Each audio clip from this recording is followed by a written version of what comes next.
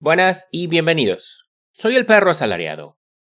Hoy vamos a estar leyendo con comentario La enfermedad infantil del izquierdismo en el comunismo, por Vladimir Ilich Lenin.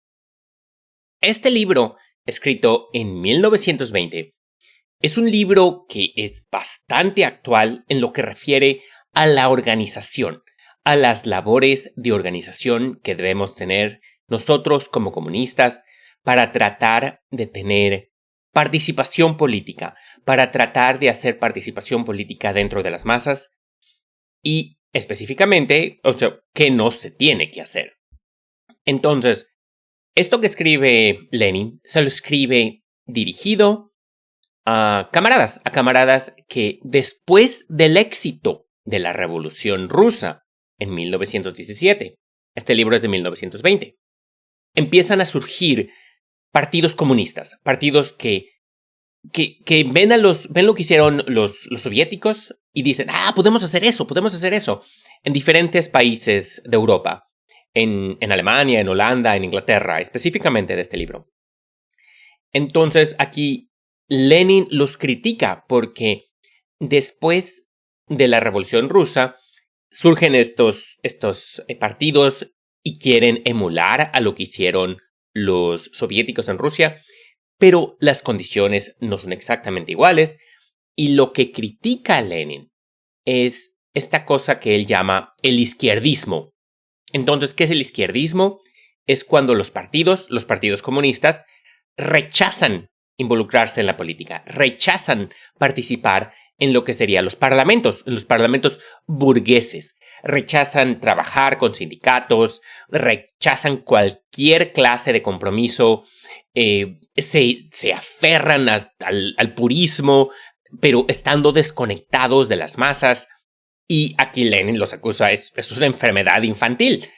Y Lenin era muy mordaz, entonces uno puede argumentar de que no, lo que quería decir es que es la inmadurez política. O sea, quizá, no sabemos, Lenin nunca lo dejó súper en claro. Pero lo que sí es que Lenin veía como estos partidos comunistas que habían surgido en Europa estaban cometiendo errores desde su punto de vista. Y aquí lo que él dice, y lo que yo también considero esencial, es el negarse a hacer cosas, el negarse a participar específicamente, el negarse a participar de forma política, porque la política son todos unos idiotas. Y el libro rechaza eso. También dejando muy en claro, y esto es antes de que empecemos a leer, porque esto es algo que usan los socialdemócratas, que dicen, mira, pues Lenin dijo esto, Lenin dijo que hay que organizarse en la política, hay que hacer en los parlamentos. Sí, en tu propio partido. Esto es lo que dice, hay que organizarnos en lo que es las elecciones, en el Partido Comunista. Hay que dejar eso muy en claro. Esto es lo que dice Lenin, en un partido comunista.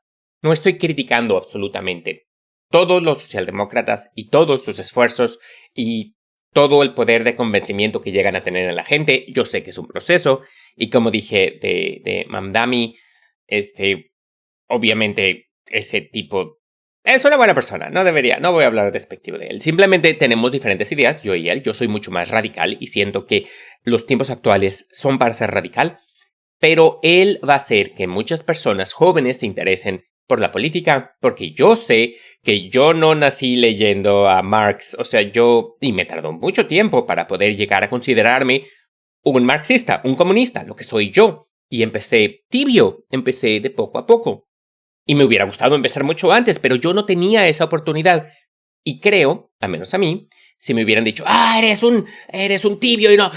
yo creo que me hubiera atrincherado en mi posición en lugar de seguir avanzando hacia la izquierda cada vez más, como lo he hecho, como lo hice.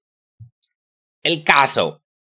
Lenin dijo que hay que organizarse en partidos políticos comunistas, en organizaciones comunistas que son muy explícitas en lo que quieren lograr, no en una socialdemocracia que quiere reformar el sistema. Entonces, el libro, la edición que vamos a estar leyendo es una edición de la Fundación Federico Engels, cuya primera edición es de septiembre de 1988. Habiendo dicho todo esto, empecemos con el texto. La enfermedad infantil del izquierdismo en el comunismo. Parte 1. ¿En qué sentido puede hablarse de la importancia internacional de la Revolución Rusa? En los primeros meses que siguieron a la conquista del poder político por el proletariado en Rusia, 25 de octubre al 7 de noviembre de 1917, podía creerse que, debido a las enormes diferencias existentes entre la Rusia atrasada y los países avanzados de Europa Occidental, la revolución proletaria en estos últimos se parecería muy poco a la nuestra. Hoy tenemos ya una experiencia internacional muy considerable que demuestra con absoluta claridad que algunos de los rasgos fundamentales de nuestra revolución tienen una importancia no local, particularmente nacional solo rusa, sino internacional. Y no hablo de la importancia internacional en el sentido amplio de la palabra. No son solo algunos, sino todos los rasgos fundamentales y muchos secundarios de nuestra revolución los que tienen importancia internacional desde el punto de vista de la influencia sobre todos los países. No, hablo en el sentido más estrecho de la palabra, es decir, entendiendo por importancia internacional su trascendencia mundial o la inevitabilidad histórica de que se repita a escala universal lo ocurrido en nuestro país. Importancia que hay que reconocerle a algunos de los rasgos fundamentales de nuestra revolución. Naturalmente, sería un tremendo error exagerar esta verdad, no limitarse a aplicarla a algunos rasgos fundamentales de nuestra revolución. Sería erróneo, asimismo, perder de vista que, después de la victoria de la revolución proletaria, aunque no sea más que en uno de los países avanzados, se producirá seguramente un cambio radical. Es decir, Rusia se convertirá poco después de esto no en un país modelo, sino de nuevo en un país atrasado, en el sentido soviético y socialista. Comentario. Exactamente esto, ¿de qué se refiere? De país modelo, país atrasado, país avanzado. ¿De qué está hablando? En un sentido marxista, los países más industrializados están más avanzados que otros dentro de los mismos partidos burgueses. Pero como Rusia en este momento logró hacer una revolución y se transformó al socialismo, entonces Rusia está más avanzado de forma marxista, aunque de forma industrial no lo esté. Y aquí comenta Lenin de que si se llega a dar una victoria de la revolución proletaria en uno de estos países avanzados, Rusia dejaría de ser el país modelo y sería de nuevo un país atrasado porque todavía está atrás en la industria. El marxismo es muy claro de que se requiere una industria. Entonces, esto es lo que quiere decir Lenin con esto de que se va a convertir de nuevo en un país atrasado. No otra cosa. Continuando. Pero en el presente momento histórico, se trata precisamente de que el ejemplo ruso muestra a todos los países algo, y algo muy sustancial, de su futuro próximo e inevitable. Los obreros avanzados de todos los países hace ya tiempo que lo han comprendido, y, más que comprenderlo, lo han percibido, lo han sentido con su instinto de clase revolucionaria. De aquí la importancia internacional, en el sentido estrecho de la palabra, del poder soviético y de los fundamentos de la teoría y la táctica bolcheviques. Esto no lo han comprendido los jefes revolucionarios de la Segunda Internacional. Comentario. La Segunda Internacional era un agrupamiento de los partidos socialistas fundado poquito antes del 1900 y al comienzo de la Primera Guerra Mundial. Es lo que la línea marxista-leninista dice, que ellos traicionaron al socialismo porque apoyaron a sus gobiernos individuales, en lugar de condenar la guerra imperialista, en lugar de tomar partido por acabar la guerra a todos los costos y tratar de incentivar la conciencia de clase durante estos momentos. Y eso fue lo que pasó, por ejemplo, con los socialdemócratas. Ahí es la diferencia que se hace entre los socialdemócratas y el resto de los comunistas. Y aquí, desde mi punto de vista, la Segunda Internacional se queda en una bancarrota moral después de la primera y específicamente nosotros ya viendo lo que pasa a la segunda, porque sus acciones y su inhabilidad para tomar el control en esos momentos o para apoyar las causas que debían apoyarse dan al fascismo, lo cual se está dando ahorita de nuevo en el mundo. Después de la Segunda Internacional, cuando se descompuso y ya no acabó, se dio la Tercera Internacional, la Internacional Comunista, fundada en Moscú en 1919. Continuando con el texto. Un poquito antes, para dar contexto. Esto no lo han comprendido los jefes revolucionarios de la Segunda Internacional, como Kautsky en Alemania, Otto Bauer y Federico Adler en Austria, que se convirtieron por ello en reaccionarios, en defensores del peor de los oportunismos y de la social traición. Digamos que de paso, el folleto anónimo La Revolución Mundial, Weltrevolution, aparecido en 1919 en Viena, Biblioteca Socialista, Opúsculo 2, Ignaz Brandt, muestra con particular claridad todo el proceso de desarrollo del pensamiento y todo el conjunto de reflexiones, más exactamente, todo ese abismo de irreflexión, pedantería, vileza y traición a los intereses de la clase obrera, sazonado además con la defensa de la idea de la revolución mundial. Pero tendremos que dejar para otra ocasión el ocuparnos con mayor detenimiento de este folleto. Consignemos aquí únicamente lo que sigue. En los tiempos ya bien lejanos en que Kautsky era todavía un marxista y no un renegado, al abordar la cuestión como historiador, proveía la posibilidad de una situación en la que el revolucionarismo del proletariado ruso se convertiría en un modelo para Europa occidental. Esto era en 1902, cuando Kautsky publicó en Iskra Revolucionaria el artículo Los esclavos y la revolución, en el que decía, se abre cita, en la actualidad, al contrario que en 1848, se puede creer que los esclavos no solo se han incorporado a las filas de los pueblos revolucionarios, sino que el centro de gravedad del pensamiento y de la obra revolucionaria se desplaza cada día más hacia los esclavos. El centro revolucionario va trasladándose del occidente al oriente. En la primera mitad del siglo XIX se hallaba en Francia y en algunos momentos en Inglaterra. En 1848, también Alemania se incorporó a las filas de las naciones revolucionarias. El nuevo siglo empieza con acontecimientos que surgieron la idea de que marchamos hacia un nuevo desplazamiento del centro revolucionario, concretamente de su traslado a Rusia.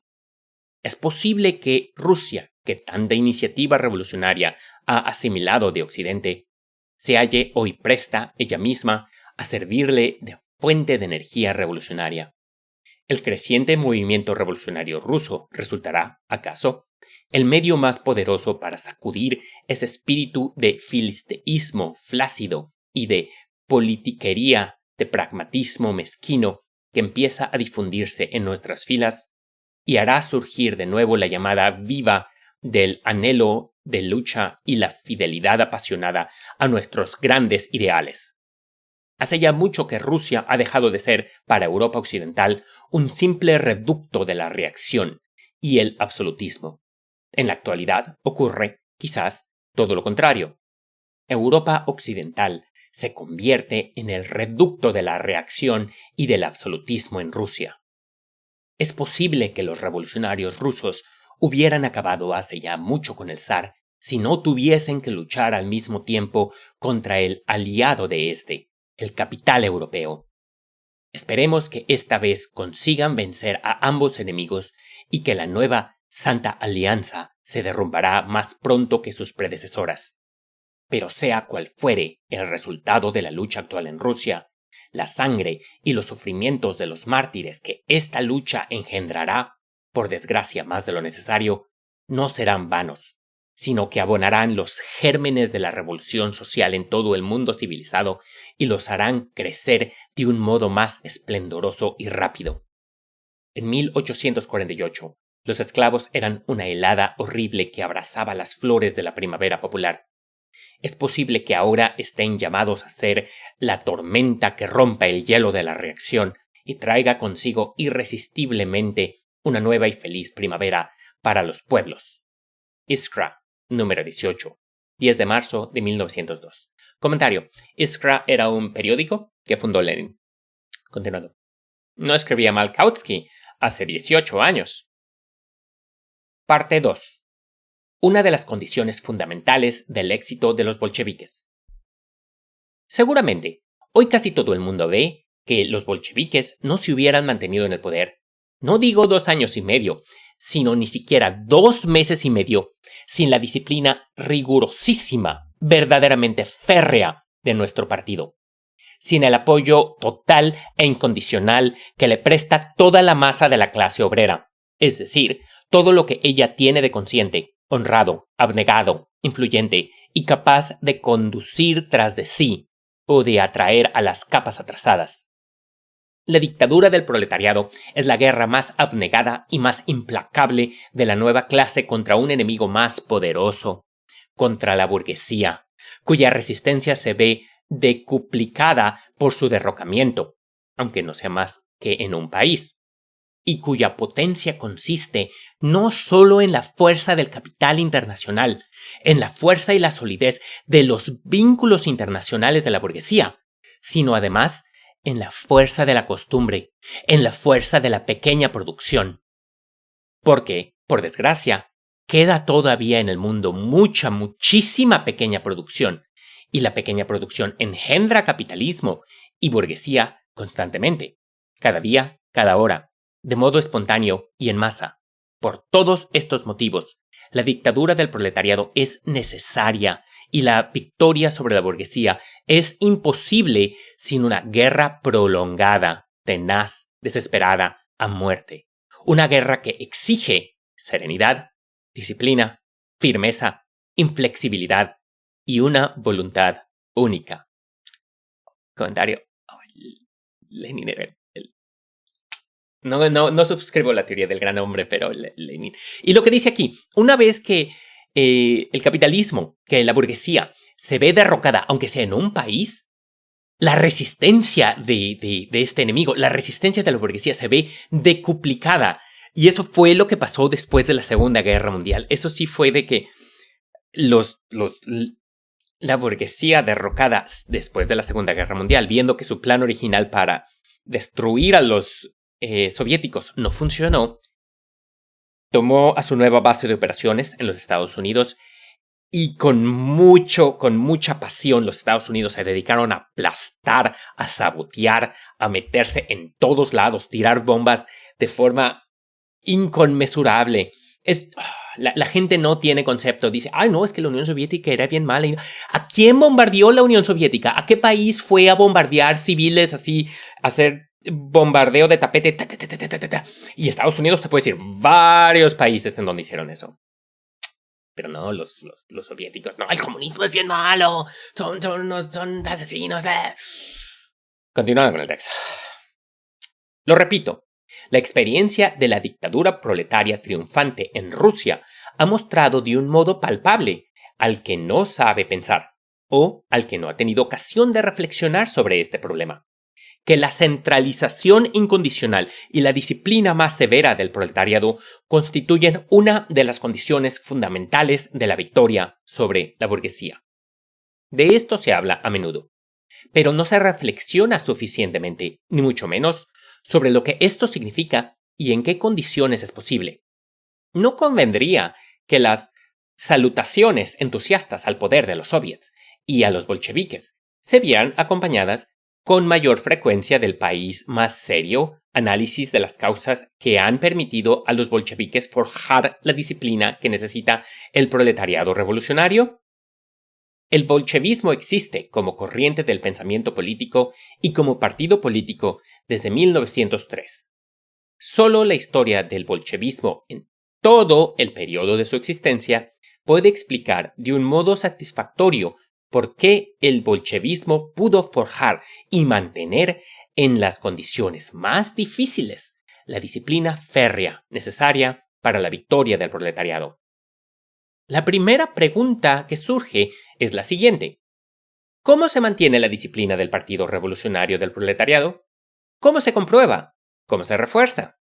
Primero, por la conciencia de la vanguardia proletaria y por su fidelidad a la revolución, por su firmeza, por su espíritu de sacrificio, por su heroísmo.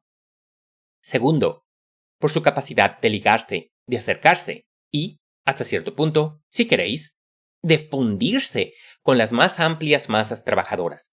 En primer término, con las masas proletarias, pero también con las masas trabajadoras no proletarias. Tercero, por lo acertado de la dirección política que ejerce esta vanguardia, por lo acertado de su estrategia y su táctica políticas, a condición de que las masas más extensas se convenzan de ello por su propia experiencia. Sin estas condiciones es imposible la disciplina en un partido revolucionario verdaderamente apto para ser el partido de la clase avanzada, llamada a derrocar a la burguesía y a transformar a toda la sociedad. Sin estas condiciones, los intentos de implantar una disciplina se convierten inevitablemente en una ficción, en una fase, en gestos grotescos. Pero, por otra parte, estas condiciones no pueden brotar de golpe. Van formándose solamente a través de una labor prolongada, de una dura experiencia. Su formación se facilita con una acertada teoría revolucionaria que, a su vez, no es un dogma, sino que solo se forma de manera definitiva en estrecha conexión con la experiencia práctica de un movimiento verdaderamente de masas y verdaderamente revolucionario.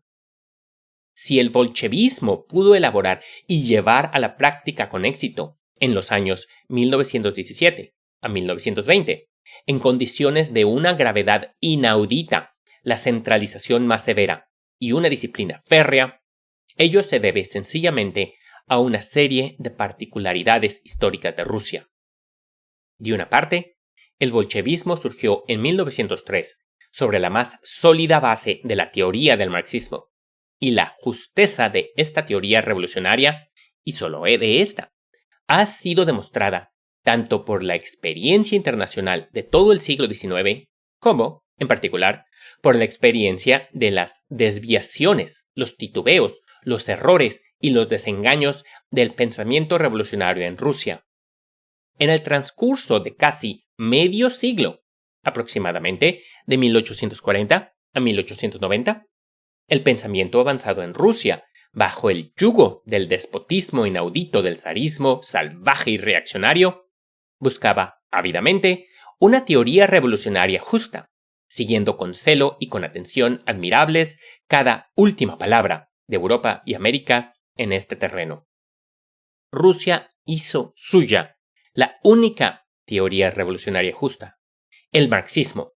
En medio siglo de torturas y de sacrificios inauditos, de heroísmo revolucionario nunca visto, de energía increíble y de búsquedas abnegadas de estudio, de pruebas en la práctica, de desengaños, de comprobación, de comparación con la experiencia de Europa.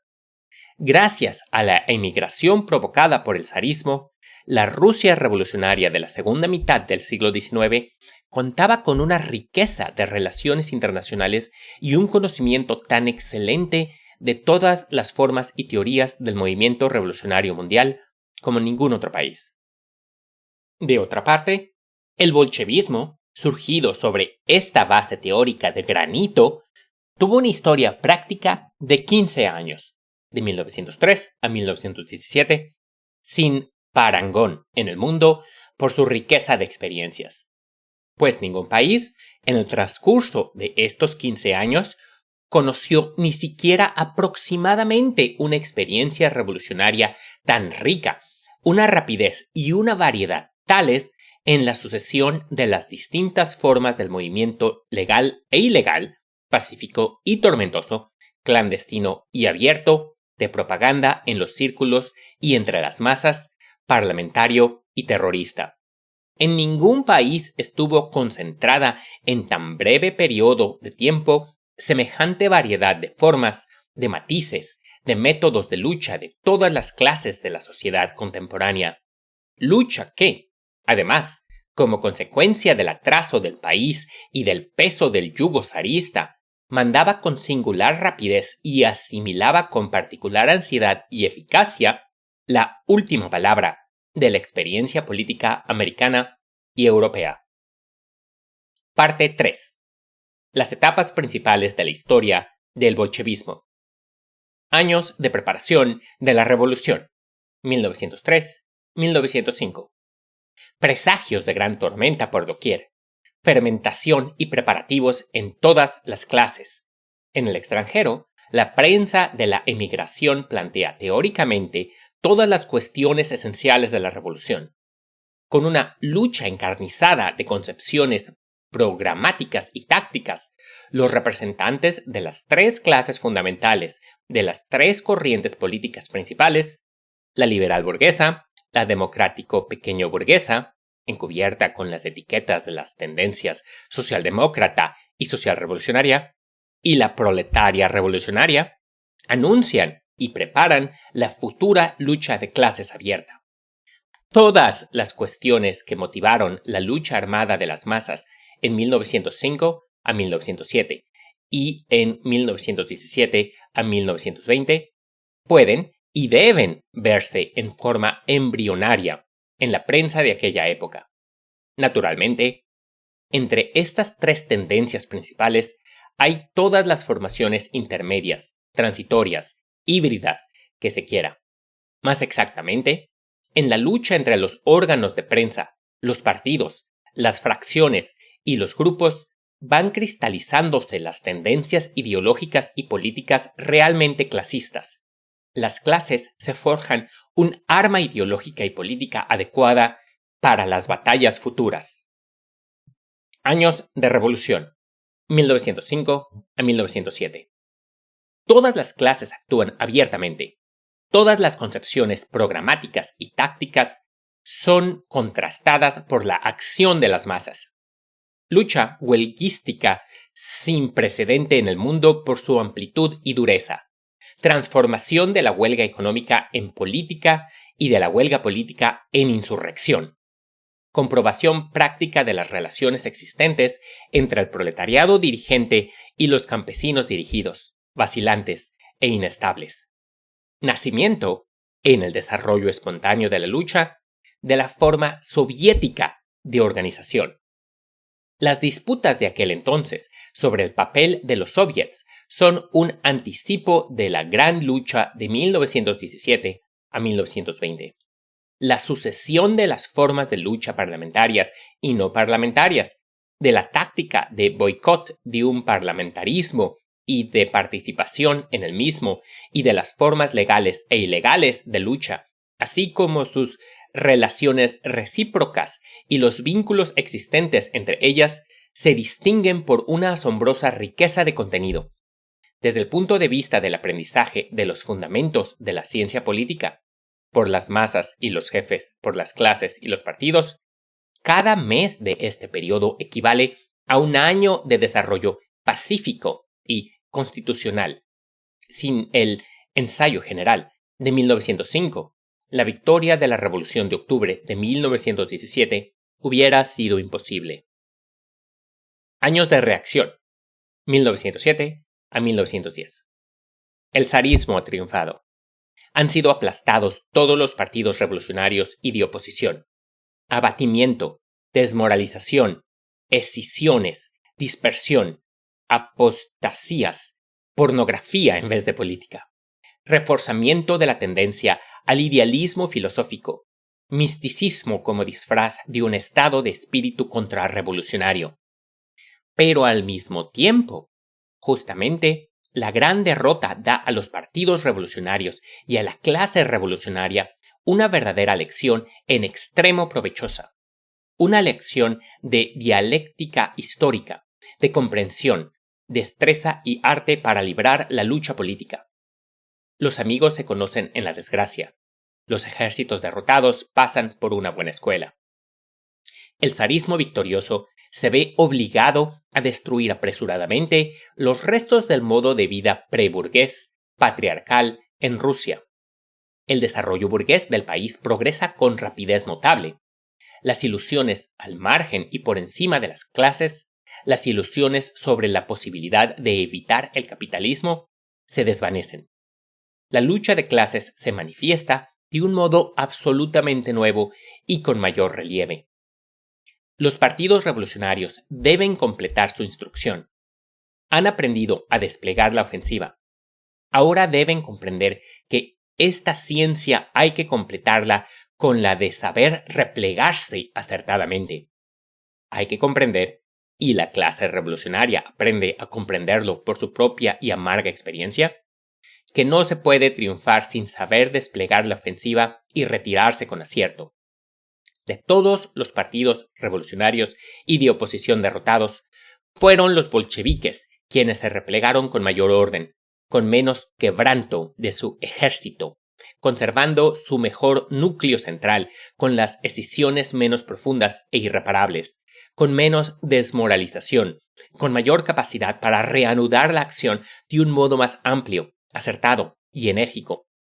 Y si los bolcheviques obtuvieron este resultado, fue exclusivamente porque desenmascararon sin piedad y expulsaron a los revolucionarios de palabra, obstinados en no comprender que es necesario replegarse, que es preciso saber replegarse, que es obligatorio aprender a actuar legalmente en los parlamentos más reaccionarios y en las organizaciones sindicales, cooperativas y de seguros y otras semejantes, por muy reaccionarias que sean. Años de ascenso, 1910-1914. Al principio, el ascenso fue de una lentitud inverosímil. Luego, después de los sucesos de Lena, de 1912, algo más rápido. Comentario, ¿qué es Lena? Es el ametrallamiento en abril de 1912 de los obreros de Lena, en Siberia. Fue una masacre y esta noticia totalmente hizo que la gente se radicalizara. Continuando con el texto. Venciendo dificultades inauditas, los bolcheviques desplazaron a los mencheviques, cuyo papel como agentes burgueses en el movimiento obrero fue admirablemente comprendido después de 1905 por toda la burguesía y a los cuales, por eso mismo, sostenía de mil maneras contra los bolcheviques. Pero estos no hubieran logrado nunca desplazarles si no hubiesen aplicado una táctica acertada, combinando la labor ilegal con la utilización obligatoria de las posibilidades legales. En la más reaccionaria de las dumas, los bolcheviques conquistaron toda la curia obrera. El Duma es el parlamento, básicamente. Continuando. Primera Guerra Imperialista Mundial, 1914 a 1917. El parlamentarismo legal, con un parlamento ultrarreaccionario, presta los mayores servicios al Partido del Proletariado Revolucionario, a los bolcheviques. Los diputados bolcheviques son deportados a Siberia. En la prensa de la emigración se manifiestan plenamente todos los matices de las concepciones del socialismo, del socialchauvinismo, del socialpatriotismo, del internacionalismo inconsecuente y consecuente, del pacifismo y de la negación revolucionaria de las ilusiones pacifistas.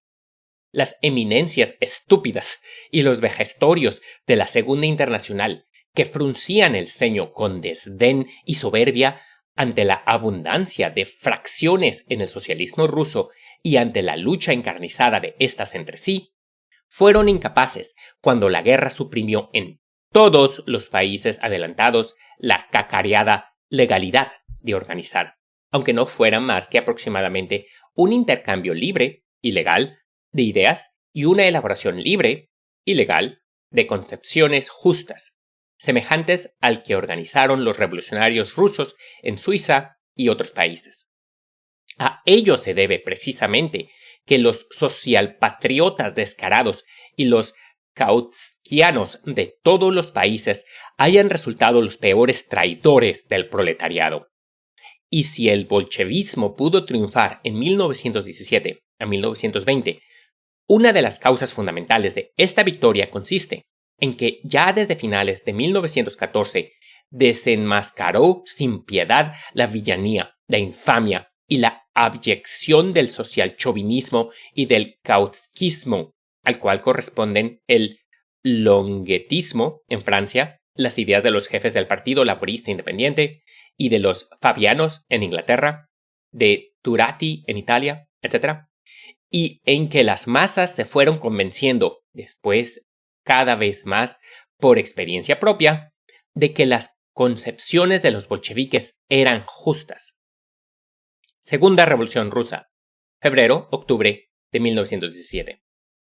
El grado inverosímil de decrepitud y caducidad del zarismo suscitó contra él, con ayuda de los reveses y sufrimientos de una guerra infinitamente penosa, una inusitada fuerza destructora. En pocos días, Rusia se convirtió en una república democrático-burguesa más libre, en condiciones de la guerra, que cualquier otro país. Los jefes de los partidos de oposición y revolucionarios comenzaron a formar gobierno, como en las repúblicas del más puro parlamentarismo, pues el título de jefe de un partido de oposición en el Parlamento, hasta en el más reaccionario, ha facilitado el papel futuro de este jefe en la revolución. En pocas semanas, los mencheviques y los socialrevolucionarios dominaron a la perfección todos los procedimientos y modales, argumentos y sofismas de los héroes europeos de la Internacional, de los ministerialistas y de toda la chusma oportunista. Todo lo que leemos hoy sobre los Schneiderman y los Noske, Kautsky e Hilferding, Renner y Austerlitz, Otto Bauer y Fritz Adler, Turati y Longuet sobre los Fabianos y los jefes del Partido Laborista Independiente de Inglaterra, nos parece, y lo es en realidad, una aburrida repetición de un motivo antiguo y conocido. Todo ello lo habíamos visto ya en los mencheviques. La historia les ha jugado una mala pasada, obligando a los oportunistas de un país atrasado a adelantarse a los oportunistas de una serie de países avanzados.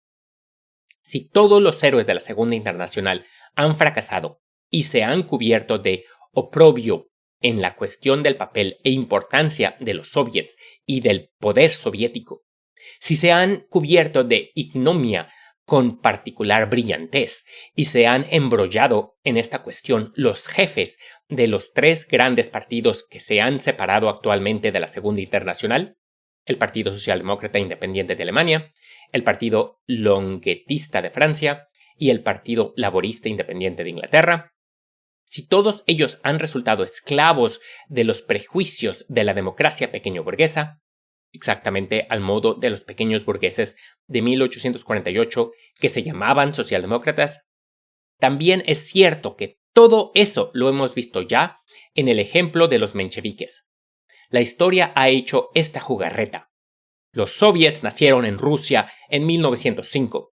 Fueron falsificados en febrero-octubre de 1917 por los mencheviques, que fracasaron por no haber sabido comprender el papel e importancia de los mismos. Y hoy ha surgido en el mundo entero la idea del poder soviético, idea que se extiende con rapidez inusitada entre el proletariado de todos los países. Mientras tanto, los viejos héroes de la Segunda Internacional fracasan en todas partes por no haber sabido comprender, igual que nuestros mencheviques, el papel y la importancia de los soviets. La experiencia ha demostrado que en algunas cuestiones esenciales de la revolución proletaria, todos los países pasarán inevitablemente por lo mismo que ha pasado en Rusia. Los bolcheviques empezaron su lucha victoriosa contra la república parlamentaria, de hecho, burguesa, y contra los mencheviques con suma prudencia, y no la prepararon, ni mucho menos, con la sencillez que se imaginan hoy frecuentemente en Europa y América. Al comienzo del periodo intencionado, no incitamos a derribar al gobierno, sino que explicamos la imposibilidad de hacerlo sin modificar previamente la composición y el estado de ánimo de los soviets. No declaramos el boicot al Parlamento burgués, a la Constituyente, sino que dijimos, a partir de la conferencia de nuestro partido celebrada en abril de 1917, lo dijimos oficialmente en nombre del partido, que una república burguesa con una constituyente era preferible a la misma república sin constituyente, pero que la República Obrera y Campesina Soviética es mejor que cualquier república democrático-burguesa parlamentaria.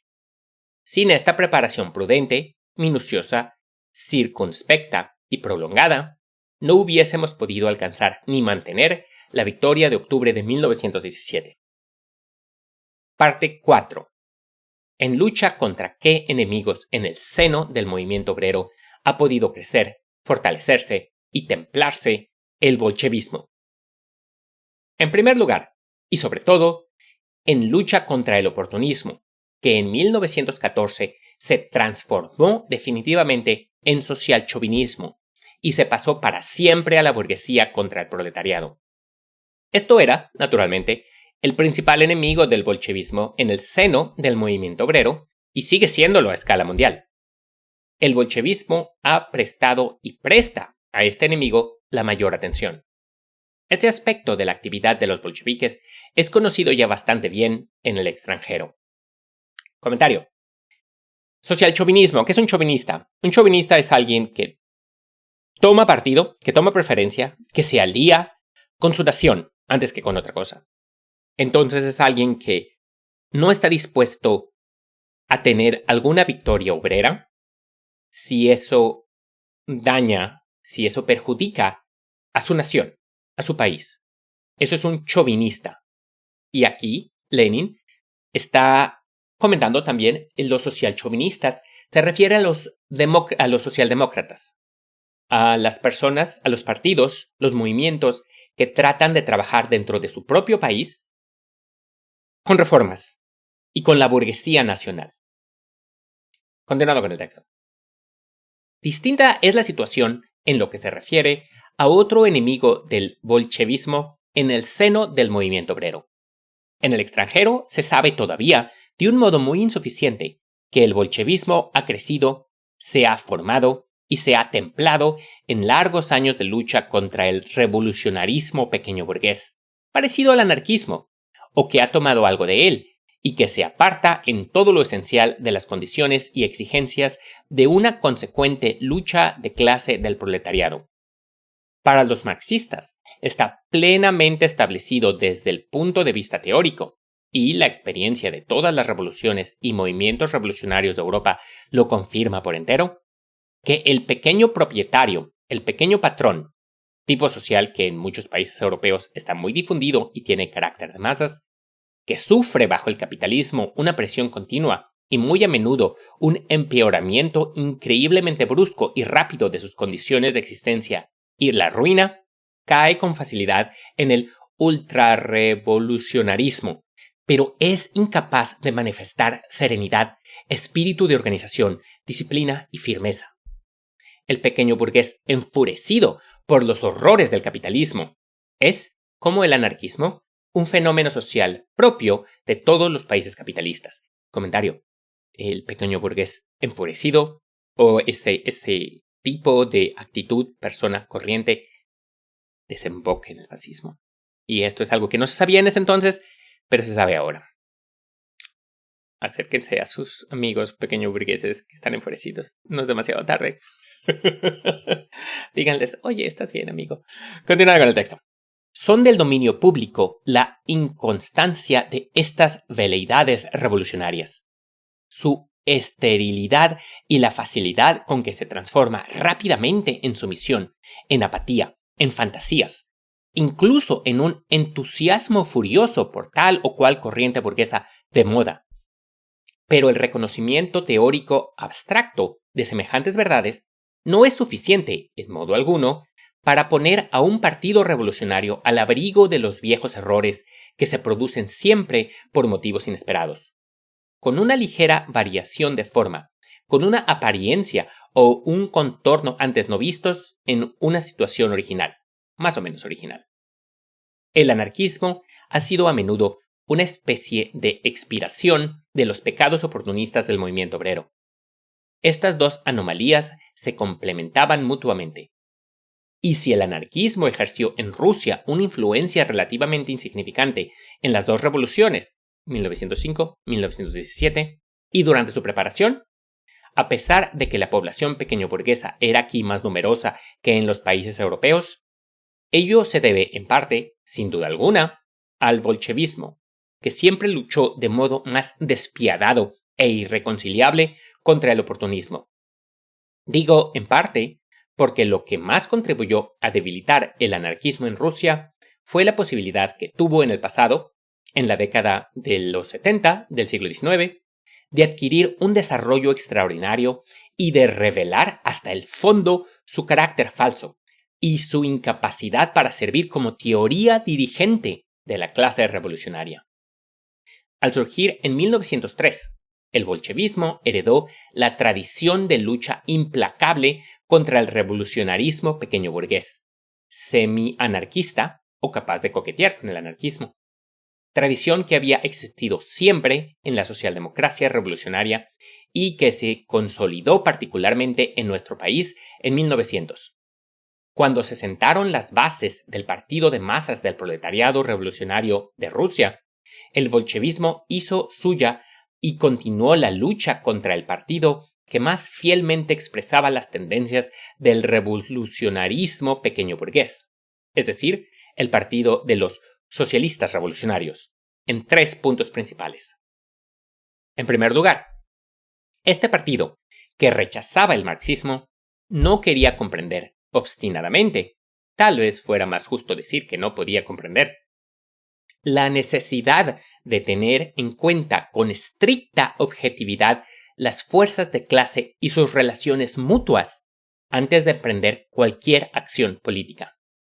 En segundo lugar, este partido veía un signo particular de su revolucionarismo o de su izquierdismo en el reconocimiento del terror individual, de los atentados que nosotros, los marxistas, rechazábamos categóricamente. Claro es que nosotros rechazábamos el terror individual solo por motivos de conveniencia, pero las gentes capaces de condenar por principio el terror de la Gran Revolución Francesa, o en general el terror de un partido revolucionario victorioso, asediado por la burguesía de todo el mundo, esas gentes fueron ya ridiculizadas y puestas en la picota por Plejánov en 1900, cuando éste era marxista y revolucionario. En tercer lugar, ser izquierdista consistía para los socialrevolucionarios en reírse de los pecados oportunistas, relativamente leves, de la socialdemocracia alemana, al mismo tiempo que imitaba a los ultraoportunistas de ese mismo partido en las cuestiones como la agraria o la de la dictadura del proletariado. La historia, dicho sea de paso, ha confirmado hoy en gran escala, a escala histórico-mundial, la opinión que hemos defendido siempre, a saber, que la socialdemocracia revolucionaria alemana, y ténganse en cuenta que Plejánov reclamaba ya en 1903, la expulsión de Bernstein del partido y que los bolcheviques, siguiendo siempre esta tradición, desenmascaraban en 1913 toda la villanía, la bajeza y la traición de Legien. Estaban más cerca que nadie del partido que necesitaba el proletariado revolucionario para triunfar. Ahora, en 1920, después de todas las quiebras y crisis ignominiosas de la época de la guerra y de los primeros años que la siguieron, se ve con claridad que, de todos los partidos occidentales, la socialdemocracia revolucionaria alemana es precisamente la que ha dado los mejores jefes y la que se ha puesto, curado y fortaleciendo con mayor rapidez. Esto se advierte también en el partido de los espartaquistas y en el ala izquierda proletaria del Partido Socialdemócrata Independiente de Alemania, que sostiene una firme lucha contra el oportunismo y la falta de carácter de los Kautsky, los Hilferding, los Ledebour y los Crispien. Comentario. Los espartaquistas fueron el partido, el movimiento de Rosa Luxemburgo, que desgraciadamente, cuando se está escribiendo esto, ya habían ejecutado a Liebknecht y a Rosa Luxemburgo el año antes, en 1919. Traicionados totalmente por los socialdemócratas que estaban en el poder. Ellos los mandaron a ejecutar. Ese es el punto de la historia, para que sepan, es mi opinión, en que si esa revolución en 1919 hubiera tenido éxito en Alemania. Y en Alemania se hubiera instaurado una dictadura del proletariado similar a la que existía con los soviéticos, en la Unión Soviética. Cambia la historia. Ahí cambia la historia. Ahí se da el good ending para todos, la verdad, para las personas del mundo. Pero no sucedió. No hay que quedarnos en, lo que pudo haber pasado. Esto es lo que tenemos y esto es como hay que pelear. Esto es nuestra lucha. Vamos a lograrlo. Continuando con el texto. Si lanzamos ahora una ojeada a un periodo histórico completamente terminado que va desde la Comuna de París hasta la primera República Socialista Soviética, vemos dibujarse con relieve absolutamente definido e indiscutible la posición del marxismo ante el anarquismo. A final de cuentas, el marxismo ha demostrado tener razón. Y si los anarquistas señalaban con justicia el carácter oportunista de las concepciones sobre el Estado que imperaban en la mayoría de los partidos socialistas, hay que advertir, en primer lugar, que ese carácter oportunista obedecía a una deformación y hasta una ocultación consciente de las ideas de Marx sobre el Estado. En mi libro, El Estado y la Revolución, he hecho notar que Bebel mantuvo en el fondo de un cajón durante 36 años, de 1875 a 1911, la carta en que Engels denunciaba con singular relieve, vigor, franqueza y claridad el oportunismo de las concepciones socialdemócratas en boga sobre el Estado. Comentario: El Estado y la Revolución. Indispensable leerlo. Está narrado. Está en la página, ya sea en el podcast o en YouTube. Lo recomiendo ampliamente. Continuando. En segundo lugar, que la rectificación de estas ideas oportunistas y el reconocimiento del poder soviético y de su superioridad sobre la democracia parlamentaria burguesa han partido con mayor amplitud y rapidez precisamente de las tendencias más marxistas existentes en el seno de los partidos socialistas de Europa y América. Ha habido dos momentos en los que la lucha del bolchevismo contra las desviaciones izquierdistas de su propio partido ha adquirido una magnitud particularmente considerable. En 1908, en torno a la participación en un parlamento ultrarreaccionario y en las sociedades obreras legales regidas por las leyes más reaccionarias, y en 1918, Paz de Brest, en torno a la admisibilidad de tal o cual compromiso. Comentario: en 1918, Paz de Brest. ¿Qué es eso? Fue cuando los soviéticos firmaron la paz con los poderes centrales en la Primera Guerra Mundial. Acabaron la guerra totalmente. Y eso hizo que los soviéticos tuvieran que conceder tierras, que conceder partes que eran del Imperio Ruso, que pasarían a ser de legalidad soviética, de legalidad de la Unión Soviética. Entonces los soviéticos perdieron esas partes. Y 20 años después, cuando los nazis invaden Polonia, los soviéticos avanzan y toman las posiciones que le pertenecían al Imperio Ruso, que los soviéticos tuvieron que dejar en un compromiso con los poderes centrales para firmar la paz. Avanzan hasta ese punto. Es ahí donde mucha gente dice, no, los soviéticos invadieron Polonia. Bleh. Hace 20 años eso era parte del Imperio Ruso. Y la única razón por la que dejó de ser fue porque los soviéticos se apresuraron a firmar la paz, porque querían la paz a toda costa. Era una barbarie lo que estaba sucediendo en la Primera Guerra Mundial. Era una guerra imperialista. Nuevamente, no estoy defendiendo que los soviéticos, que los soviéticos hayan avanzado hasta estos territorios. No estoy diciendo que, no, sí, no sé qué. Nos pintan de que, no, los nazis y los soviéticos tuvieron alianza y eran aliados, y esa no fue la realidad. No fue una invasión, coordinada. Y, por ejemplo, el líder de la defensa polaca muy categóricamente le dijo a las tropas polacas: no se peleen con los soviéticos, no agarren pelea contra los soviéticos, tenemos que defendernos de los alemanes. Hay una razón por la que dijo eso. Hay una razón por la que los aliados, después de que los nazis invaden, no le declaran también la guerra a los soviéticos.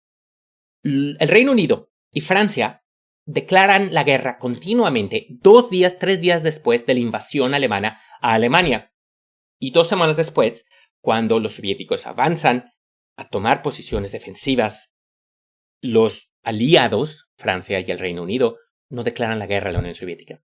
Esto es un tema para otro video. Yo creo que voy a hacer un video de, oye, ¿qué me dicen cuando, eran aliados, para que puedas responder, que puedas tener una información desde un punto de vista marxista, comunista, que no demoniza esa historia de qué sucedió.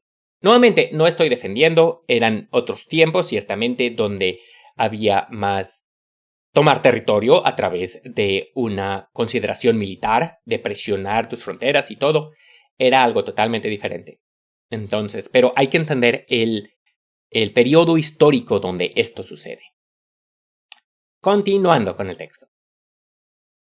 En 1908, los bolcheviques de izquierda fueron expulsados de nuestro partido por su empeño en no querer comprender la necesidad de participar en un parlamento ultrarreaccionario.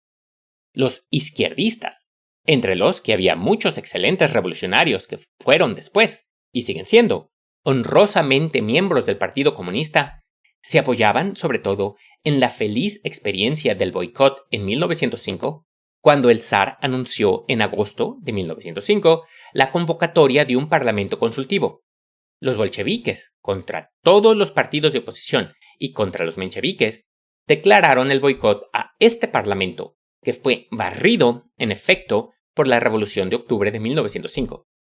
Entonces el boicot fue justo, no porque está bien abstenerse en general de participar en los parlamentos reaccionarios, sino porque fue tenida en cuenta con acierto la situación objetiva que conducía a la más rápida transformación de las huelgas de masas en huelga política, y sucesivamente en huelga revolucionaria y en insurrección. Además, el motivo de la lucha era, a la sazón, saber si había que dejar en manos del zar la convocatoria de la primera institución representativa o si debía intentarse arrancársela de las manos a las viejas autoridades. Por cuanto no había ni podía haber la certeza plena de que la situación objetiva era análoga y de que su desarrollo había de realizarse en el mismo sentido y con igual rapidez, el boicot dejaba de ser justo.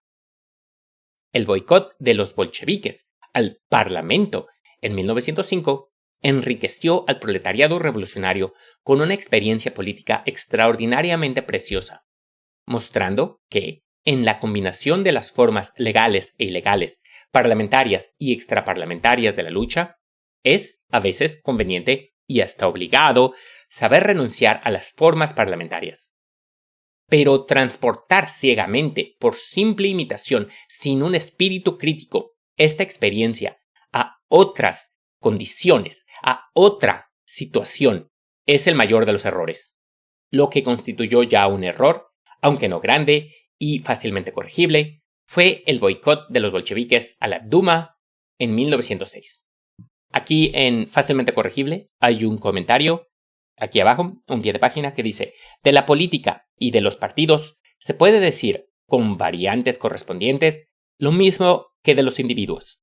Inteligente no es quien no comete errores. Hombres que no cometen errores no los hay ni puede haberlos.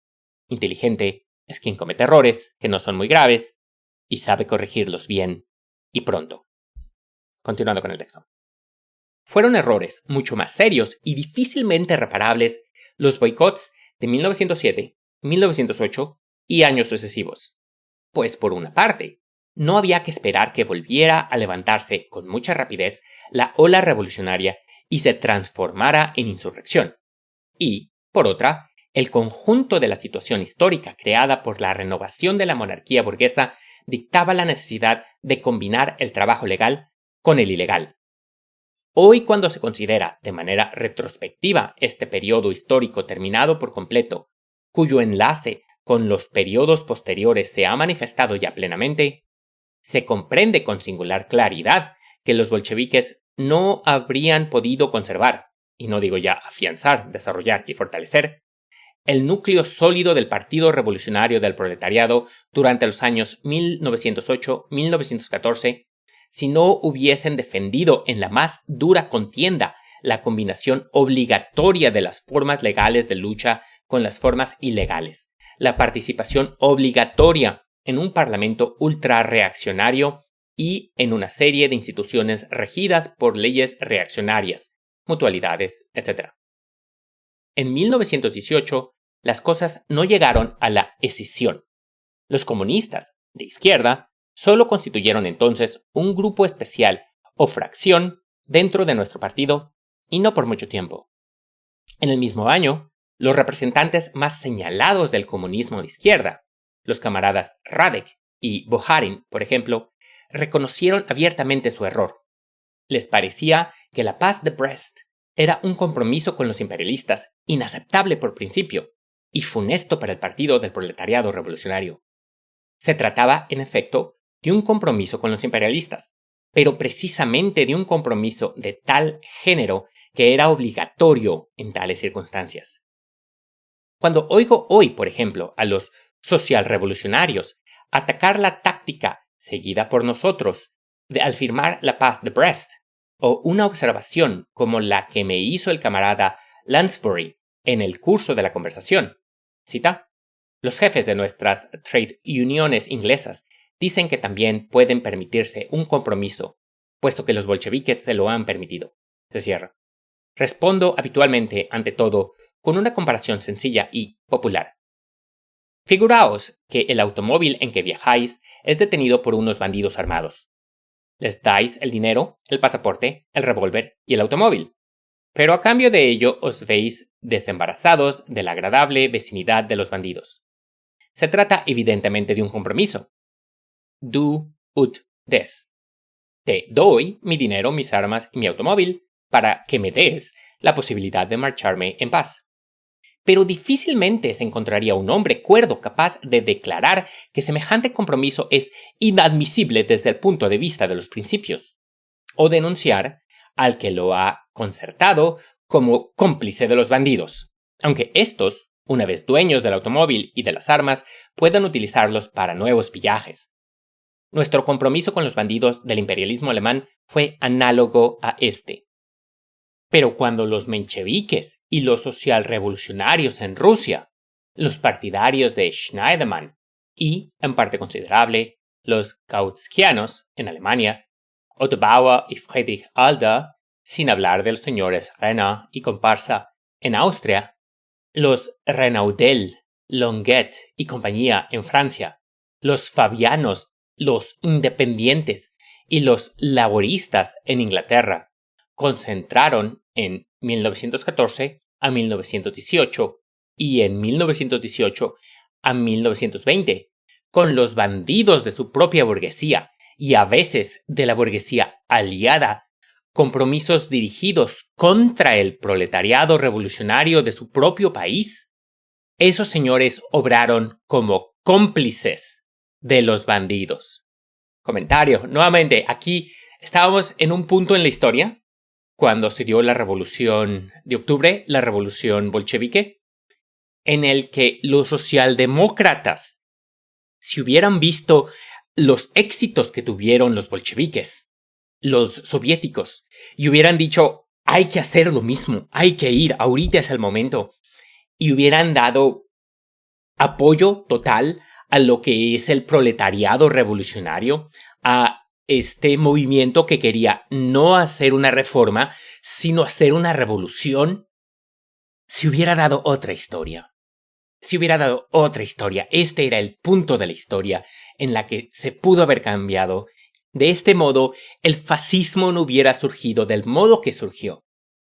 Sería diferente. Es imposible ver esto y nuevamente, no hay que obsesionarse con este tipo de pensamientos. Hay que enfocarse en lo que tenemos, en lo que fue y en lo que será. Hay que sacar las mejores lecciones del pasado. Continuando con el texto. La conclusión es clara. Rechazar los compromisos por principio negar la legitimidad de todo compromiso en general, cualesquiera que sea, constituye una puerilidad que incluso es difícil de tomar en serio. El político que quiera ser útil al proletariado revolucionario debe saber distinguir los casos concretos de compromisos que son precisamente inadmisibles, que son una expresión de oportunismo y de traición, y dirigir contra tales compromisos concretos toda la fuerza de la crítica, todo el filo de un desenmascaramiento implacable y de una guerra sin cuartel, no permitiendo a los socialistas, con su gran experiencia de maniobreros, y a los jesuitas parlamentarios escurrir el bulto, eludir la responsabilidad por medio de disquisiciones sobre los compromisos en general. Los señores jefes de las trade uniones inglesas, lo mismo que los de la Sociedad Fabiana y los del Partido Laborista Independiente, pretenden eludir precisamente así la responsabilidad por la traición que han cometido, por haber concentrado semejante compromiso que no es en realidad sino oportunismo, defección y traición de la peor especie. Hay compromisos y compromisos. Es preciso saber analizar la situación y las circunstancias concretas de cada compromiso o de cada variedad de compromiso.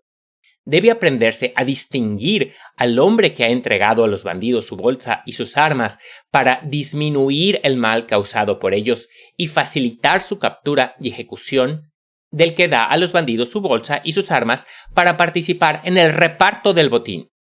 En política, esto dista mucho de ser siempre tan fácil como en el ejemplillo de simplicidad infantil. Pero sería sencillamente un charlatán quien pretendiera inventar para los obreros una receta que diese por adelantado soluciones adecuadas para todas las circunstancias de la vida, o prometiera que en la política del proletariado revolucionario no han de surgir nunca dificultades ni situaciones embrolladas. A fin de no dejar lugar a interpretaciones falsas, intentaré esbozar, aunque sea brevemente, algunas tesis fundamentales para el análisis de los casos concretos del compromiso. El partido que concentró con los imperialistas alemanes el compromiso consistente en firmar la paz de Brest había venido elaborando en la práctica su internacionalismo desde finales de 1914.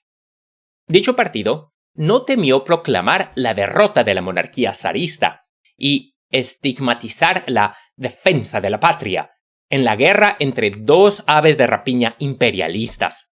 Los diputados de dicho partido en el Parlamento fueron deportados a Siberia en vez de seguir el camino que conduce a las carteras ministeriales en un gobierno burgués.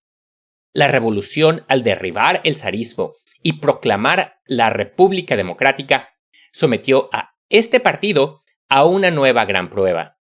No concentró ningún acuerdo con los imperialistas de su país, sino que preparó su derrocamiento y los derrocó. Este mismo partido, una vez dueño del poder político, no ha dejado piedra sobre piedra, ni de la propiedad terrateniente ni de la propiedad capitalista. Después de publicar y hacer añicos los tratados secretos de los imperialistas, este partido propuso la paz a todos los pueblos, y solo se dio ante la violencia de los bandidos de Brest, cuando los imperialistas anglo-franceses frustraron la paz y los bolcheviques hubieron hecho todo lo humanamente posible para acelerar la revolución en Alemania y en otros países. La plena justeza de semejante compromiso contraído por tal partido en tales circunstancias se hace cada día más clara y evidente para todos. Los mencheviques y socialrevolucionarios de Rusia, igual que todos los jefes de la Segunda Internacional en el mundo entero, en 1914 a 1920, empezaron por la traición, justificando directa o indirectamente la defensa de la patria, es decir, la defensa de su burguesía expoliadora, y persistieron en la traición coligándose con la burguesía de su país y luchando al lado suyo contra el proletariado revolucionario de su propio país. Su bloque en Rusia con Kerensky y los socialdemócratas constitucionalistas primero, con Kolchak y Denikin después, así como el bloque de sus correligionarios extranjeros con la burguesía de sus países respectivos, fue una deserción al campo de la burguesía contra el proletariado. Su compromiso con los bandidos del imperialismo consistió, desde el principio hasta el fin, en convertirse en cómplices del banderolismo imperialista. Parte 5. El comunismo de izquierda en Alemania. Jefes, partido, clase, masa. Los comunistas alemanes de quien debemos hablar ahora no se llaman izquierdistas, sino oposición de principio, si no me equivoco. Pero por lo que sigue se verá que tienen todos los síntomas de la enfermedad infantil del izquierdismo. Un folleto titulado Una escisión en el Partido Comunista de Alemania, Liga de los Espartaquistas, que refleja el punto de vista de esta oposición, ha sido editado por el grupo local de Frankfurt de Meno. Expone con sumo relieve, exactitud, claridad y concisión la esencia de los puntos de vista de esta oposición. Algunas citas serán suficientes para dar a conocer al lector dicha esencia. Y aquí siguen 3 citas. Voy a leerlas. El Partido Comunista es el partido de la lucha de clases más decidida. Desde el punto de vista político, este periodo de transición entre el capitalismo y el socialismo es el periodo de la dictadura del proletariado. Se plantea la cuestión: ¿quién debe ejercer la dictadura? ¿El Partido Comunista o la clase proletaria? Por principio, debe tenderse a la dictadura del Partido Comunista o a la dictadura de la clase proletaria. Esas fueron las 3 citas, y aquí hay una nota de Lenin que dice: las palabras subrayadas lo están también en el original. Traté de dar una inflexión en mi voz para que sepan cuándo está subrayado. Está en itálicas. Continuando. Más adelante, el autor del folleto acusa al Comité Central del Partido Comunista de Alemania de buscar una coalición con el Partido Socialdemócrata Independiente de Alemania de que, se abre una cita, la cuestión del reconocimiento, en principio, de todos los medios políticos, se cierra, de lucha, entre ellos el parlamentarismo, ha sido planteada por este Comité Central solo para ocultar sus verdaderas y principales intenciones de coligarse con los independientes. Y el folleto continúa. Se abre una cita de nuevo. La oposición ha elegido otro camino. Sostiene el criterio de que la cuestión de la hegemonía del Partido Comunista y de su dictadura no es más que una cuestión de táctica. En todo caso, la hegemonía del Partido Comunista es la forma última de toda hegemonía del partido. Por principio, ha de tenderse a la dictadura de la clase proletaria. Y todas las medidas del partido, su organización, sus formas de lucha, su estrategia y su táctica deben estar orientadas a este fin. De acuerdo con ello, hay que rechazar del modo más categórico todo compromiso con los demás partidos, todo retorno a los métodos de lucha parlamentarios que han caducado ya histórica y políticamente, toda política de maniobra y conciliación. Aquí se cierra la cita y se abre otra. Los métodos específicamente proletarios de lucha revolucionaria deben ser subrayados con energía. Y para abarcar a los más amplios sectores y capas proletarias que deben incorporarse a la lucha revolucionaria bajo la dirección del Partido Comunista, hay que crear nuevas formas de organización sobre la base más amplia y con el más amplio marco. Este lugar de agrupamiento de todos los elementos revolucionarios es la Unión Obrera, constituida sobre la base de las organizaciones de fábrica. En ella deben unirse todos los obreros fieles al lema «fuera de los sindicatos». Es ahí donde se forma el proletariado militante en las más vastas filas combativas. Para ser admitido, basta el reconocimiento de la lucha de clases, del sistema de los soviets y de la dictadura. Toda la educación política ulterior de las masas militantes y su orientación política en la lucha es misión del Partido Comunista que se halla fuera de la Unión Obrera. Se cierra la cita y en el siguiente párrafo se abre otra cita. Hay ahora, por consiguiente, 2 partidos comunistas frente a frente. Uno, el partido de los jefes, que trata de organizar y dirigir la lucha revolucionaria desde arriba, aceptando los compromisos y el parlamentarismo con el fin de crear situaciones que permitan a esos jefes entrar en un gobierno de coalición en cuyas manos se halle la dictadura.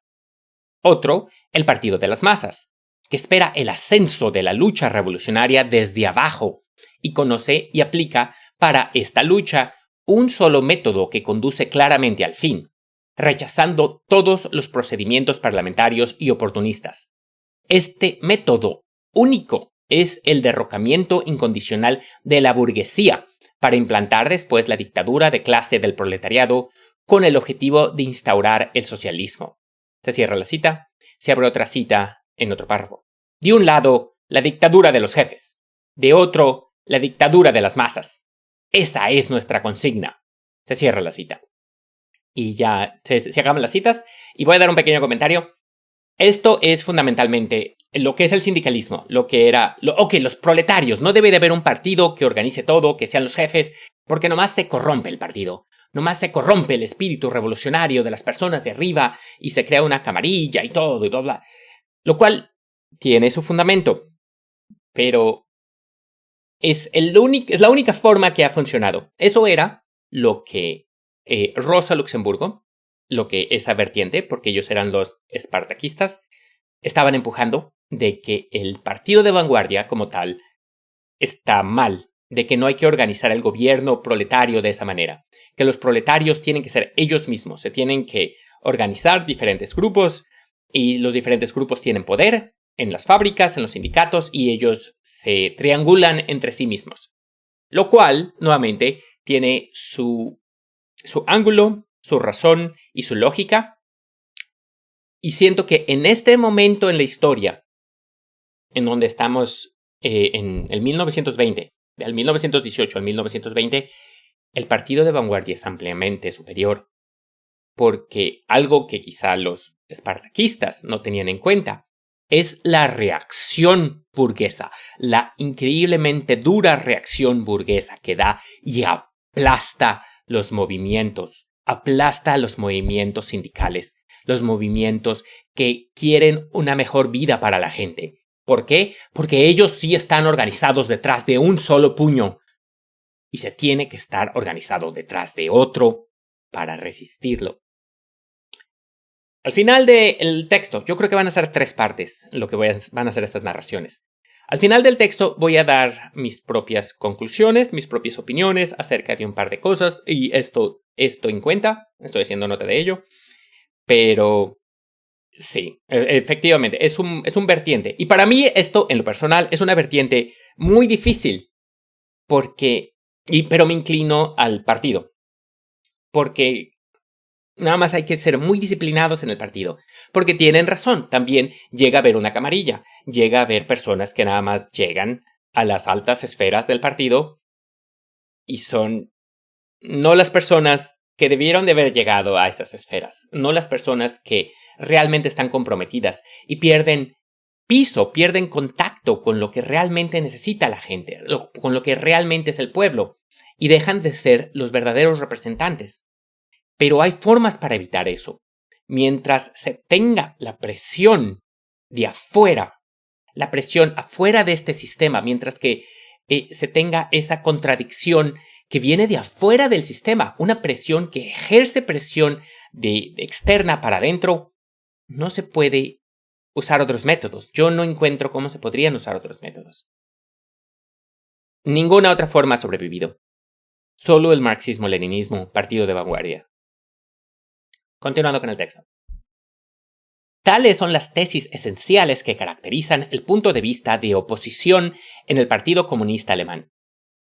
Todo bolchevique que haya participado conscientemente en el desarrollo del bolchevismo desde 1903 o lo haya observado de cerca, no podrá por menos que exclamar inmediatamente después de haber leído estos razonamientos, cita, ¡qué antiguallas tan conocidas! ¡Qué infantilismo de izquierda!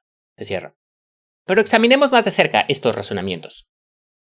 El solo hecho de plantear la cuestión de dictadura del partido o dictadura de la clase, dictadura partido de los jefes o dictadura partido de las masas, atestigua la más increíble e irremediable confusión de ideas. Hay gentes que se esfuerzan por inventar algo enteramente original y que, en su afán de sabiduría, no consiguen sino caer en el ridículo. De todos es sabido que las masas se dividen en clases, que oponer las masas a las clases no puede permitirse más que en un sentido, si se opone a una inmensa mayoría en su totalidad, sin dividirla según las posiciones ocupadas en el régimen social de la producción, a categorías que ocupan una posición especial en este régimen, que las clases están, habitualmente y en la mayoría de los casos, por lo menos en los países civilizados modernos, dirigidas por los partidos políticos, que los partidos políticos están dirigidos, como regla general, por grupos más o menos estables, integrados por las personas más prestigiosas, influyentes, expertas, elegidas para los cargos de mayor responsabilidad y llamadas jefes. Todo esto es el ABC. Todo esto es sencillo y claro. ¿Qué necesidad había de poner en su lugar no sé qué galimatías, no sé qué nuevo Volapük? Comentario. Volapük es una lengua artificial creada en 1880. Aquí hay en los pies de páginas.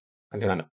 De un lado, estas gentes se han embrollado, por lo visto, cayendo en una situación difícil, cuando la sucesión rápida de la vida legal e ilegal del partido altera las relaciones ordinarias, normales y simples entre los jefes, los partidos y las clases. En Alemania, como en los demás países europeos, se está excesivamente habituando a la legalidad, a la libre elección irregular de los jefes por los congresos ordinarios de los partidos, a la comprobación cómoda de la composición de clase de estos últimos por medio de las elecciones al Parlamento, de los mítines, la prensa, el estado de espíritu de los sindicatos y otras asociaciones, etc. Cuando en virtud de la marcha impetuosa de la revolución y del desarrollo de la guerra civil, ha sido preciso pasar rápidamente de esta rutina a la sucesión de la legalidad y la ilegalidad y a su combinación a procedimientos poco cómodos, no democráticos, para designar, formar o conservar los grupos dirigentes. La gente ha perdido la cabeza y ha empezado a inventar un monstruoso absurdo. Por lo visto, algunos miembros del Partido Comunista Holandés, que han tenido la desgracia de nacer en un país pequeño, con una tradición y unas condiciones de situación legal particularmente privilegiada y estable, y que jamás han visto la sucesión de las situaciones legales e ilegales, se han embrollado y han perdido la cabeza, favoreciendo absurdas invenciones. Por otra parte, salta a la vista el uso irreflexivo e ilógico de algunas palabrejas de moda en nuestra época sobre la masa y los jefes. La gente ha oído muchos ataques contra los jefes y se los ha aprendido de memoria. Ha oído cómo los contraponían a la masa, pero no ha sabido reflexionar acerca del sentido de todo esto y a ver las cosas claras.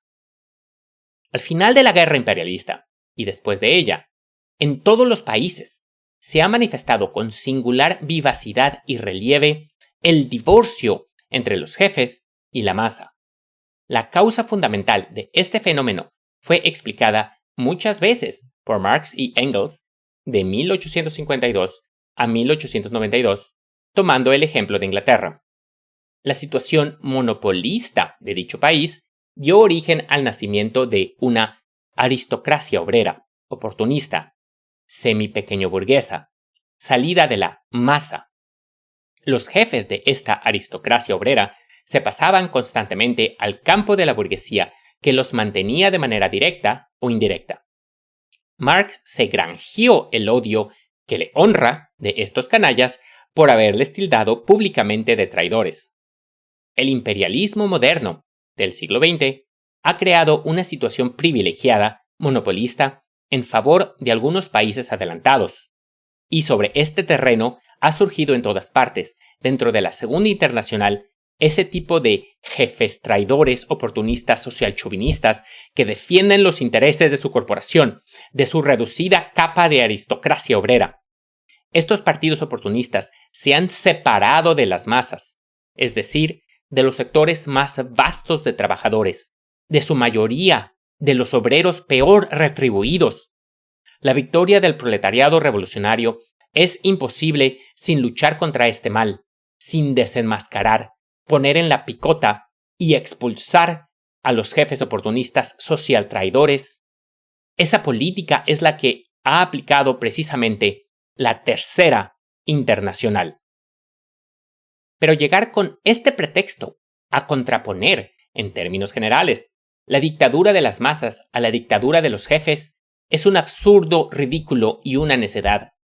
Lo más divertido es que, de hecho, en lugar de los antiguos jefes que se atienden a ideas comunes sobre las cosas simples, se destaca, encubriéndolo con la consigna de abajo los jefes, a jefes nuevos que dicen soberanas tonterías y disparates.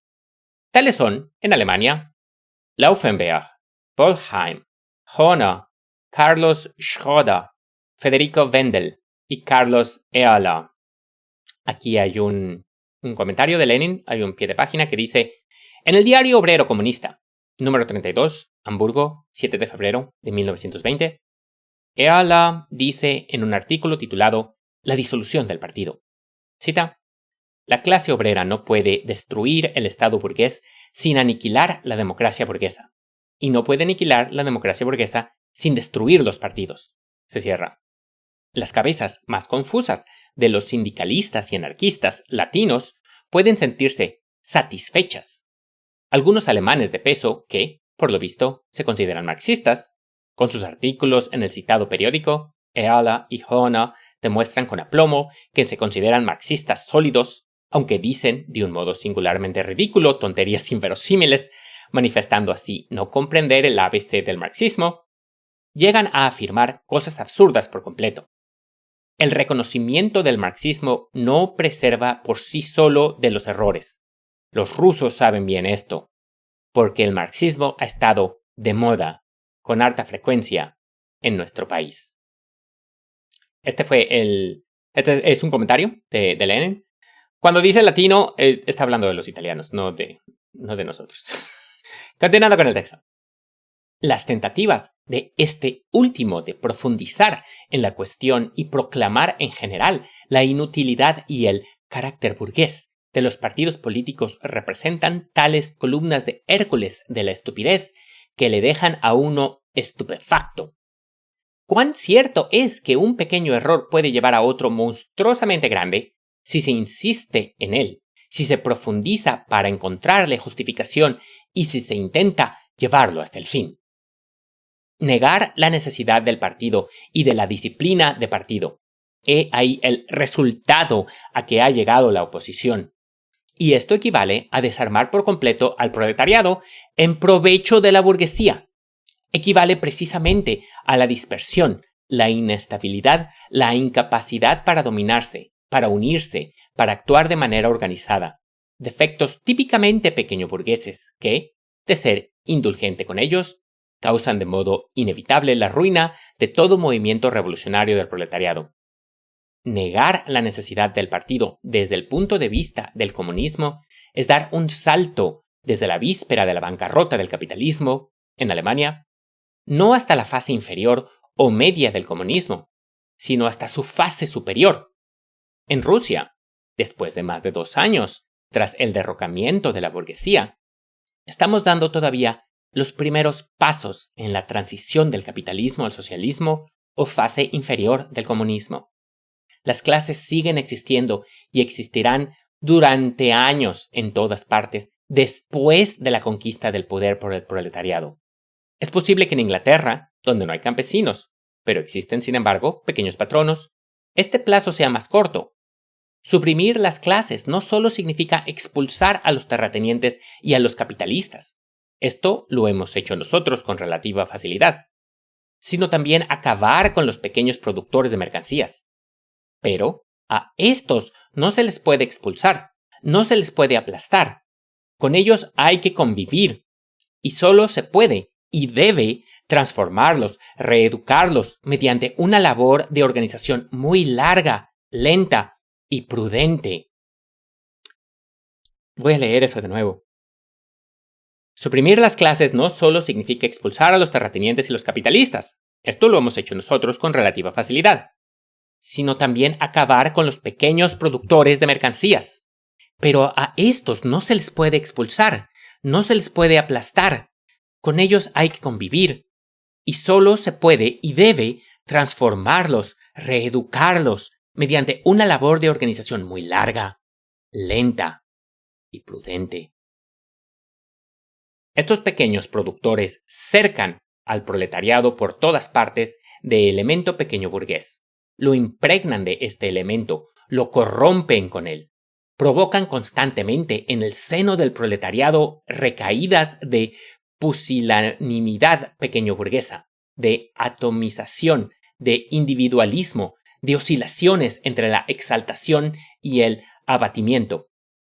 Para hacer frente a eso, para permitir que el proletariado ejerza acertada, eficaz y victoriosamente su función organizadora, que es su función principal, son necesarias una centralización y una disciplina severísimas en el partido político del proletariado. La dictadura del proletariado es una lucha tenaz, cruenta e incruenta, violenta y pacífica, militar y económica, pedagógica y administrativa contra las fuerzas y las tradiciones de la vieja sociedad. La fuerza de la costumbre de millones y decenas de millones de hombres es la fuerza más terrible. Sin un partido férreo y templado en la lucha, sin un partido que goce de la confianza de todo lo que haya de honrado dentro de la clase, sin un partido que sepa pulsar el estado de ánimo de las masas e influir sobre él, es imposible llevar a cabo con éxito esta lucha. Es 1000 veces más fácil vencer a la gran burguesía centralizada que vencer a millones y millones de pequeños patronos, los cuales, con su labor corruptora, invisible, inaprensible, cotidiana, producen los mismos resultados que necesita la burguesía, que determinan la restauración de ésta. Quien debilita, por poco que sea, la disciplina férrea del partido del proletariado, sobre todo en la época de su dictadura, ayuda, de hecho, a la burguesía contra el proletariado.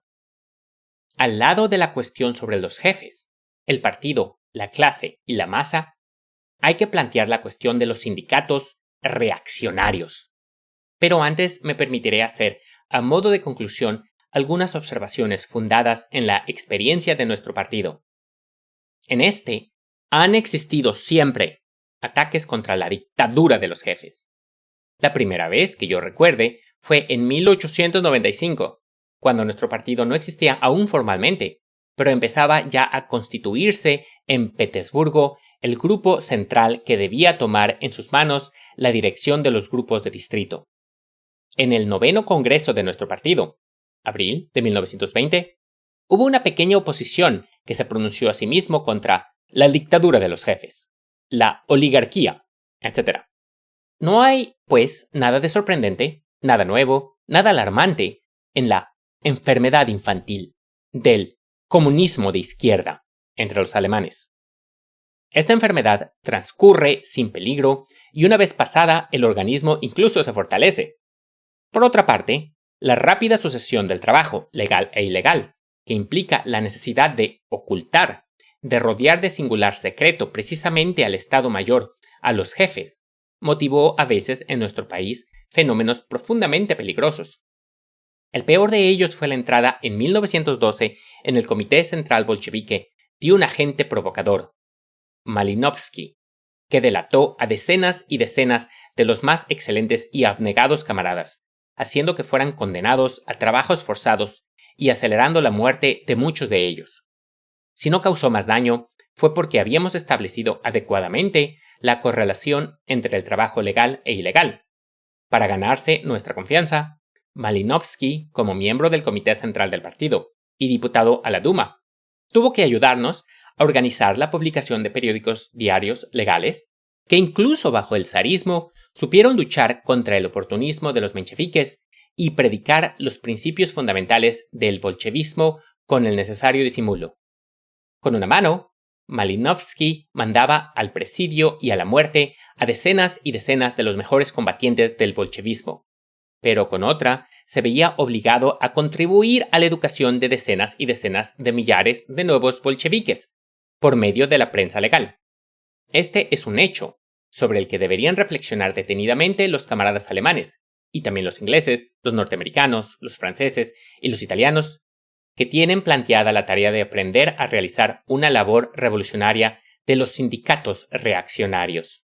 Y aquí hay un comentario de Lenin, nuevamente. Malinovsky estuvo prisionero en Alemania. Cuando regresó a Rusia, ya bajo el poder bolchevique, fue inmediatamente entregado a los tribunales y fusilado por nuestros obreros. Los mencheviques nos han atacado con especial acritud por el error de haber tenido un provocador en el comité central de nuestro partido. Pero cuando bajo Kerensky exigimos que fuera detenido y juzgado el presidente de la Duma, Rodzianko, que desde antes de la guerra sabía que Malinovsky era un provocador y no lo había comunicado a los diputados turdoviques y obreros en la Duma, ni los mencheviques, ni los socialrevolucionarios que formaban gobierno con Kerensky apoyaron nuestra demanda, y Rodzianko quedó en libertad y pudo unirse a Denikin sin el menor obstáculo. Aquí acaba el pie de página de Lenin, y aquí doy un pequeño comentario, que cuando acabe el libro, cuando acabe las 3 partes, esto es también uno de los más importantes bloques de lo que voy a hablar.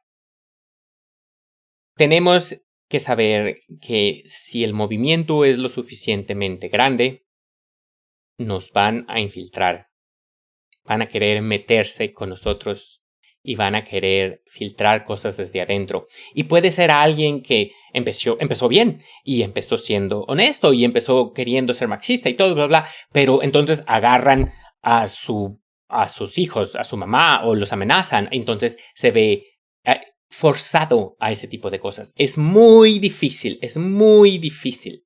Yo sé. Y no tengo respuestas fáciles. Hay un manual que pienso narrar, que es cómo desenmascarar un policía encubierto. Lo voy a narrar después, a su debido tiempo. Y de esto voy a hablar ya al final de las 3 partes, en el comentario largo, en la parte final. Continuando con el texto. En muchos países, hasta en los más adelantados, la burguesía envía y seguirá enviando, sin duda alguna, provocadores a los partidos comunistas. Uno de los medios de luchar contra este peligro consiste en saber combinar acertadamente el trabajo ilegal con el legal. Y ese es el fin de la parte 5, y ese es el fin de la narración por ahora. Este libro, Lenin era buenísimo. Ya lo dije antes lo digo muy seguido, de que ese libro está bueno. Pero es que estos es la currícula básica. De hecho, este es el último libro de la currícula básica, la que tenemos. Entonces, voy a seguir mis narraciones y voy a seguir sacando videos, por supuesto, pero este libro está muy bueno. Este texto está muy bueno, me gusta mucho. Y hay que saber adaptar lo que dice Lenin. Por supuesto que lo que dice Lenin no es un dogma, no son las reglas, no son los textos sagrados. El marxismo progresa y las cosas cambian y hay que saber adaptarlos. Pero también hay que leer, hay que estudiar, hay que ver lo que hicieron y cómo reaccionaron las personas en el pasado, lo que sí funcionó y lo que no funcionó. Voy a dar mi comentario largo al final de la tercera narración. Yo creo que voy a hacer 3 partes para este texto. Está extenso, pero no súper extenso. Y entonces, nada más, camaradas, si quieren unirse a una comunidad socialista en línea, tenemos una en Discord. Con mucho gusto te extiendo la invitación. Y mándame un mensaje en mi correo, contáctame en Discord. Dejo un comentario abajo en el video o en YouTube, donde me estás escuchando. Y me pongo en contacto contigo. Trato de contactar contigo y te extiendo la invitación. Tenemos que hacer más. Se ve muy difícil. Las cosas se están moviendo muy rápidas. Estoy narrando esto en el 2026, ¿ya? Apenas llevamos poco más de una semana y las cosas se están dando durísimas en el mundo. Y no se va a poner mejor, no se va a poner mejor si no hacemos resistencia común. Tenemos que ser más, camaradas, tenemos que ser más. Sí se puede, sí se puede. Es muy difícil, por supuesto que es muy difícil, yo lo sé, pero sí se puede. Vamos a conquistar esto, vamos a lograrlo, pero tenemos que organizarnos y para eso hay que ganarnos a la gente. Este libro, este texto habla mucho de ello. Entonces, en las siguientes secciones, las siguientes partes podemos ver qué menciona Lenin acerca de ello. Camaradas, tenemos que ser nosotros. Tenemos que ser más. Porque nadie va a dar presupuesto para esto. Para el mensaje que realmente es concreto para destruir el sistema. Porque ¿por qué alguien daría presupuesto a esto para destruir el sistema si esa persona no tendría... Puede ser un traidor de clase. Eso sí, ok, siempre es posible, por supuesto. Pero si hay un traidor de clase por ahí que quiere darme patrocinio. No sé, hablando meta, suena romántico el poder decir, estaría bueno dedicarme nada más a esto. Pero al mismo tiempo creo que eso podría influenciar mi mensaje. Podría influenciar lo que digo, cómo lo digo, qué decido cubrir, ese tipo de cosas. Entonces, en cierta forma es mejor que lo haga yo en mi tiempo libre. Es mi hobby. Camaradas, un mundo mejor es posible. Fuerza en la lucha.